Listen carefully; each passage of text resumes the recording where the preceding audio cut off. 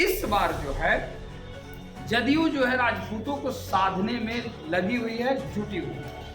आनंद मोहन के बाहर आने के बाद जेडीयू लगातार राजपूत समाज पर फोकस करने लगी, बिल्कुल राजपूत समाज को तवज्जो देने लगी। बिल्कुल। अब इसको लेकर यही खबर निकल के आ रहा है कि इस बार बीजेपी जो 2020 में कारनामा की थी, अब जेडीयू करने जा रही है। बिल्कुल वही मैं बता रहा हूँ कि देखिए, अगर कैंडिडेट की बात की जाए तो चकाई से निर्दलीय प्रत्याशी के रूप में चुनाव जीते सुमित सिंह।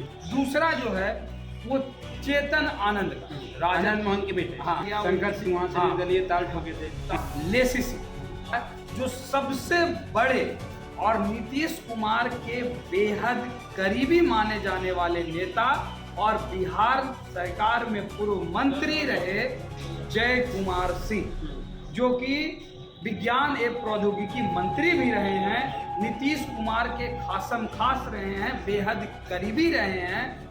कविता सिंह जो कि राजपूत पे एक बड़ा फेस रखती है, और नागपुर सीट बहुत हॉट सीट माना जाता है। सुनीता देवी जो है वो शिवहर के बेलसंड से चुनाव लड़ सकती हैं। इन राजपूत चेहरों पे दांव खेलेगी और लगभग ये सभी जो कैंडिडेट हैं वो तय भी माने जा रहे हैं। नीतीश कुमार ने इनको पहले ही हरी झंडी जो है दे दी है। जैसे जैसे बिहार विधानसभा चुनाव नजदीक आ रहा, वैसे वैसे सभी पार्टियां जाति समीकरण को घेरना चाहती है।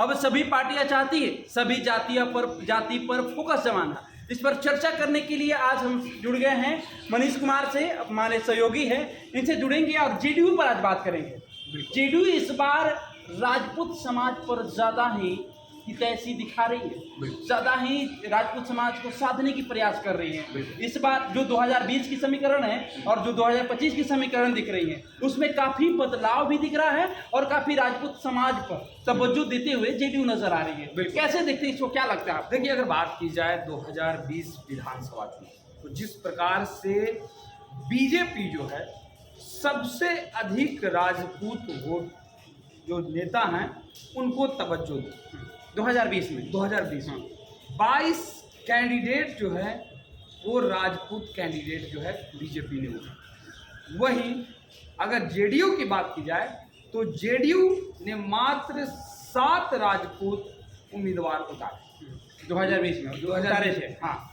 लेकिन इस बार जो है जदयू जो है राजपूतों को साधने में लगी हुई है, जुटी हुई है।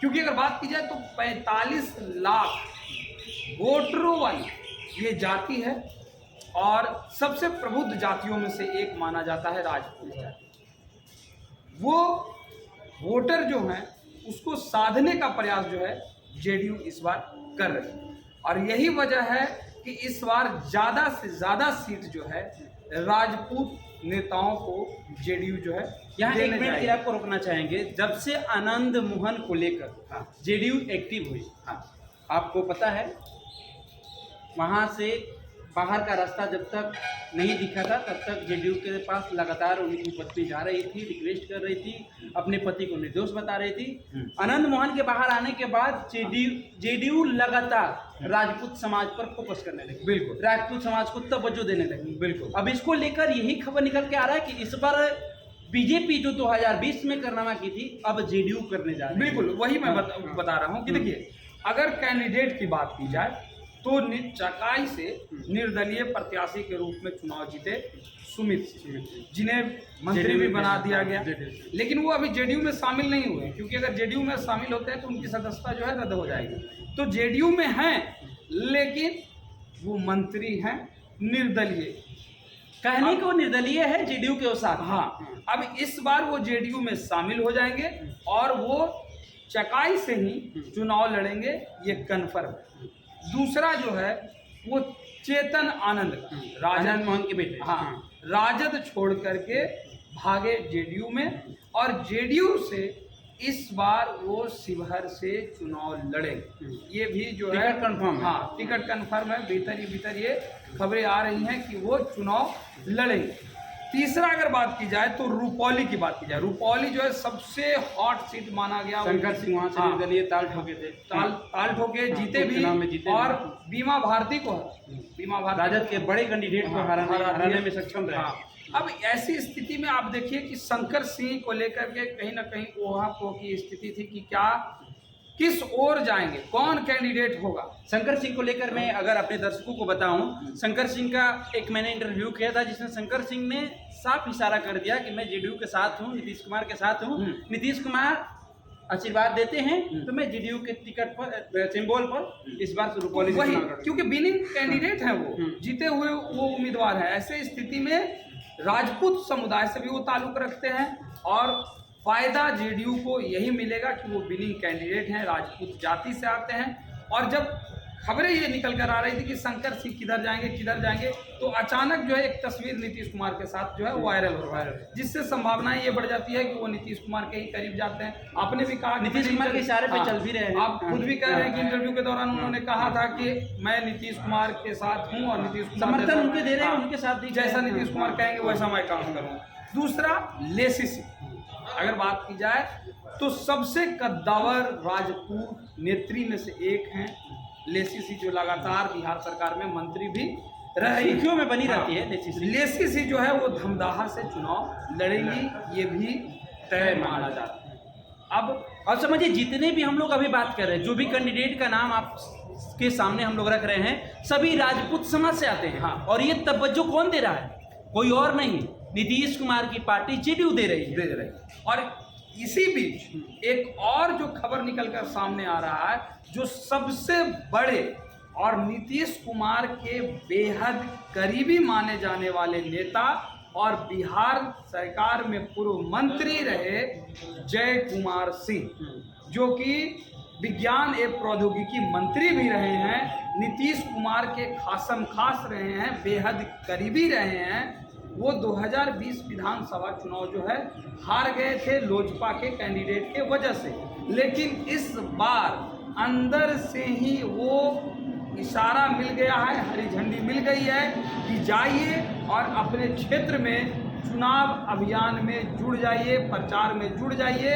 और जय कुमार सिंह को अंदर ही अंदर नीतीश कुमार ने हरी झंडी जो है दे दी है, और वो भी राजपूत जाति से ताल्लुक रखते हैं और वो दिनारा विधानसभा से लगातार चुनाव जीतते आए हैं, बिहार सरकार में मंत्री रहे हैं। ऐसी स्थिति में जय कुमार सिंह की स्थिति जो है काफ़ी मजबूत जो है वो दिख रहा है, क्योंकि नीतीश कुमार के बेहद करीबी हैं, आसन खास हैं, और लगभग हरी झंडी उनको मिल ही गई है कि आप जा कर के अपने क्षेत्र में चुनाव लड़िए।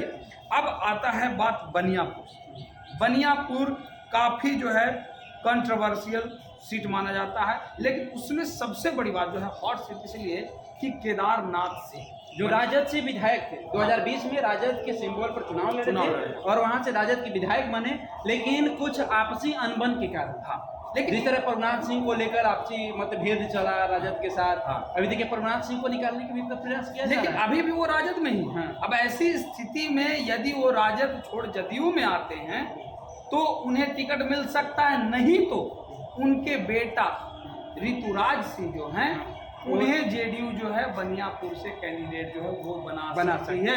ये भी कन्फर्म है, जेडीयू ज्वाइन कर लिए, जेडीयू के वो नेता है वर्तमान में। और ऐसी स्थिति में संभावनाएं जो है पूरी तरह से है कि यदि केदारनाथ सिंह नहीं आते तो ऐसे स्थिति में उनके पुत्र जो हैं ऋतुराज सिंह, उनको जो है कैंडिडेट जो है जेडीयू बना सकती है बनियापुर। मैंने जेडीयू ऑप्शन दोनों तरफ से रखी है। अगर केदारनाथ सिंह जेडीयू जुड़ते हैं तो उनको सिंबल दिया जाएगा, नहीं तो बेटा को ऑलरेडी जोड़ के रखे हैं, जेडीयू फिर चुनाव लड़ेगी, बिल्कुल उनको टिकट दिया जाएगा। अब बात आता है रघुनाथपुर से। रघुनाथपुर जो है वहाँ से कविता सिंह जो कि राजपूत पे एक बड़ा फेस रखती है, और रघुनाथपुर सीट बहुत हॉट सीट माना जाता है। जैसे तो 243 सीटों का मनीष जी अपना एक सुर्खिया बिटोरने का है, लेकिन रघुनाथपुर जो सीट है विधानसभा है, वहाँ से भी एक बहुत बड़े हॉट सीट, वहाँ का एक अलग सिलसिला है। बिल्कुल। अब देखिए कविता सिंह बहुत बड़ी नेत्री हैं, राजपूतों में एक अलग पहचान रखती हैं।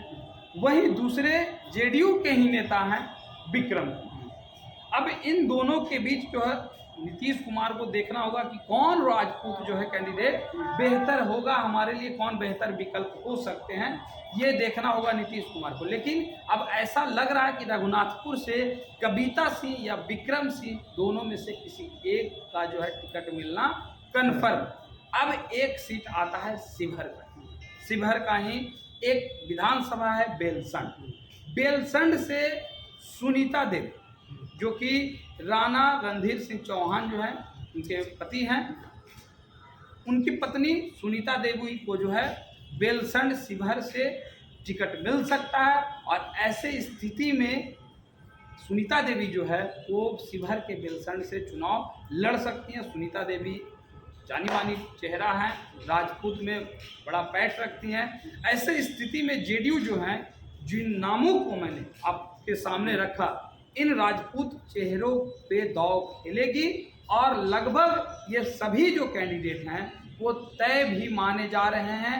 नीतीश कुमार ने इनको पहले ही हरी झंडी जो है दे दी है कि आप क्षेत्र में लग जाइए, जुट जाइए और चुनाव लड़ने की तैयारी में लग जाइए। क्योंकि बात की जाए तो 45 लाख राजपूत वोटरों को साधने का प्रयास जो है नीतीश कुमार कर रहे हैं। ऐसी स्थिति में इस बार राजपूतों की जो संख्या है नेताओं की, कैंडिडेट की, वो नीतीश कुमार बिल्कुल जो है वो बढ़ाएंगे ही। और इसी बीच मैंने ये चंद जो आपको नाम बताए जो काफ़ी चर्चित नाम है, और इन नेताओं की जिनकी मैंने आपको बातें बताई ये कन्फर्म है कि सभी अपने अपने क्षेत्र से चुनाव लड़ेंगे। अब समझिए 2020 की समीकरण आपको थोड़ा सा समझाते हैं। 2020 में चिराग पासवान के वजह से जेडीयू तीसरे नंबर की पार्टी बन गई थी और मात्र 43 सीट ही जीत पाई थी। लेकिन इस बार एनडीए मजबूती के तौर पर दिख रही है, कोई अनबन नहीं दिख रहा है, सभी घटक दल एकजुट दिखा रहे हैं। और ऐसे में नीतीश कुमार बड़े भाई का रोल अदा करना चाहते हैं। 2025 में नीतीश कुमार चाहते हैं कि किसी रूप से बड़े भाई के किरदार में हम दिखे और उसी को लेकर राजपूत समाज पर काफ़ी तवज्जो दे रहे हैं, राजपूत समाज पर ज़्यादा फोकस कर रहे हैं। इसको लेकर हम चर्चा मनीष जी से कर रहे थे। मनीष जी ने आंकड़ा के माध्यम से सभी विधानसभा वाइज, कैंडिडेट का नाम वाइज सब समीकरण समझाए आपको। आपको क्या लगता है इस बार अगर राजपूत समाज नीतीश कुमार के साथ जाता है तो क्या नीतीश कुमार की पार्टी बढ़ेगी? आप भी हमारे कमेंट्स बॉक्स में जाइए, कमेंट्स करके अपनी प्रतिक्रिया जरूर दीजिए। हमारी जो राय रही आपको कैसा लगा अपनी प्रतिक्रिया जरूर दें। फिलहाल इस पेशकश में इतना ही छोड़ जाते हैं। दीजिए हमें इजाजत। धन्यवाद।